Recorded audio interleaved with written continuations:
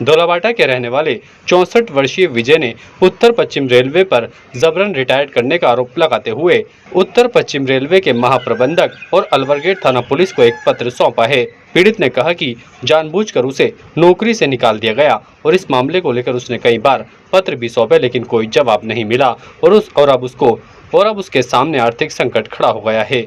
वे परिवार को कैसे पाले पोसे और कैसे घर चलाए, ये सब जिम्मेदारियां उसके सामने हैं, लेकिन रेलवे कोई जवाब नहीं दे रहा। वहीं पीड़ित ने अब आगामी 27 जून को आत्मदाह करने की भी चेतावनी दे डाली है। पीड़ित ने कहा कि अगर उसे नौकरी नहीं वापस से दी जाती है तो वह आत्मदाह करेगा, जिसकी समझ जिम्मेदारी रेलवे प्रशासन की होगी। मैं सब कैरिज वर्कशॉप में काम करता था।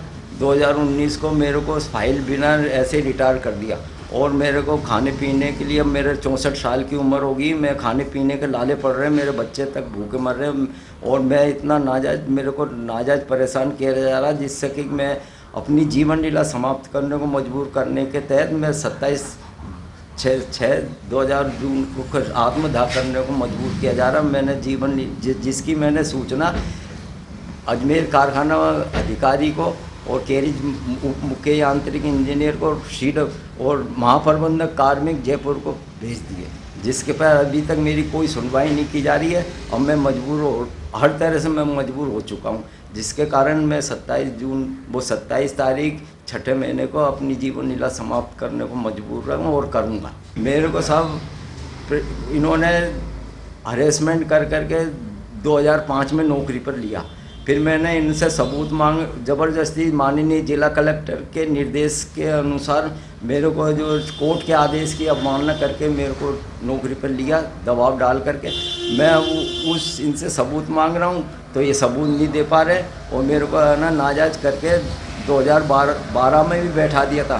फिर माननीय कोर्ट ने आदेश करे कल इसको ड्यूटी पे लिया, जब मैं सब दोबारा नौकरी पर आया। फिर इन्होंने मेरे प्रमोशन सब नीलबटा मतलब परीक्षा ले करके प्रमोशन नहीं दिए, पास के सब सबूत है मेरे पास। मेरे को हर तरह से नाजायज करके मेरे को अब रिटायरमेंट के टाइम पे मेरे से परेशान करके मेरे को ने जो बिना फाइल भराए और बिना उसके रिटायर कर दिया। और भी ये कह रहे हैं कि अब मेरे को हर तरह से मतलब दुखी हो चुका हूँ और भूखा मर रहा हूँ। ताज़ा खबरों के लिए देखते रहें सरेराह न्यूज़। अपना फ़ोन उठाएं और सब्सक्राइब करना ना भूलें।